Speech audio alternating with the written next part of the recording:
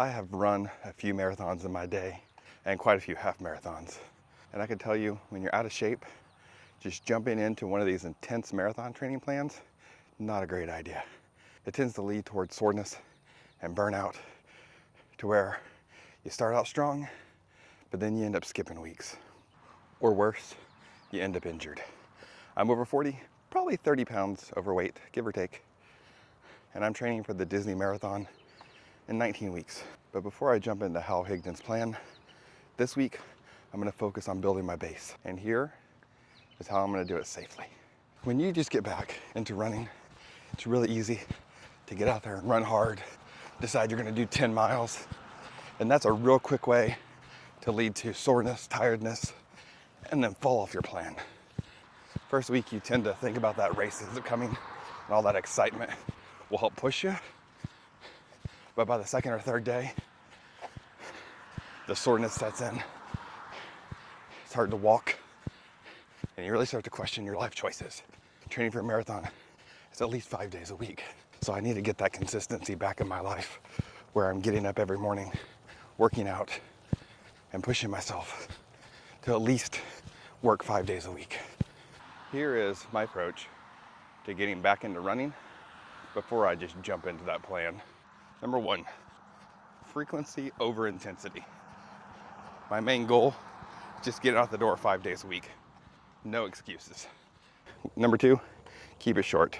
Most of my runs will be between 2 and 4 miles. I'm gonna run walk parts of it if I need to. It's about minutes on my feet, not necessarily my speed. I'll get there with the speed. If you're finding this useful, make sure to like and subscribe. Number three, protect the body. At over 40, I'm a little overweight.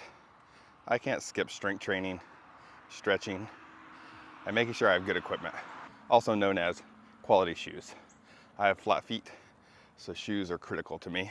This is what's gonna keep me running and injury-free. Number four is just to focus on the habit. Marathon training, half marathon training, isn't about this one huge workout. It's about showing up over and over and putting in the work.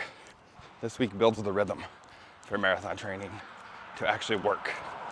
When I ran my first marathon, it did not go as planned.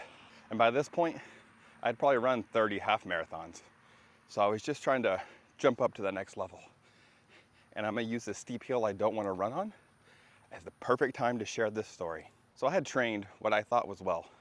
I had run 20 miles, which is kind of my max that I'll do before a marathon. Was I perfect? No. I skipped weeks, skipped long runs, but I had thought I did well. So on marathon day, I get there and run it, and it's abnormally hot, which I'm in Florida, so you'd think I'd be used to that. I got to mile 22. I'm running, pushing through.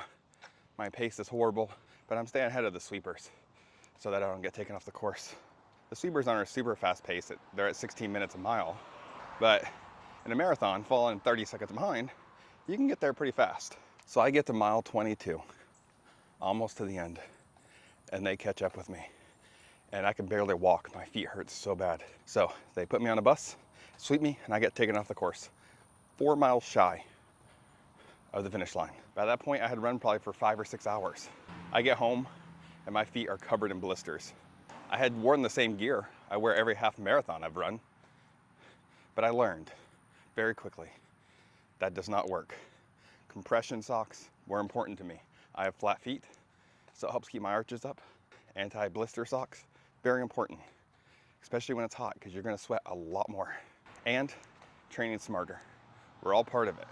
And that's where this whole week came from, was trying to train smarter, trying to get back into it. So if you're just getting into running or just restarting, don't compare yourself to where you were last time. Don't chase pace and mileage yet. Build the habit. Get back in the routine of it. Save the speed work and everything during the training plan. And I highly recommend, before one of these massive marathon training plans like Hal Higdon's that I'm doing, a week or two before, start that habit. Because starting the habit and then running 10 miles when you haven't run in a while, it's a challenge. This slow restart will save you a lot of pain and headaches in the upcoming months. At least they do for me. So that's my pre-training plan to train for the Disney Marathon. The real training starts next week. So if you're over 40, wanting to lose weight, trying to be healthier, getting back into running, make sure to subscribe and let's do this together. And I'll see you in the next one.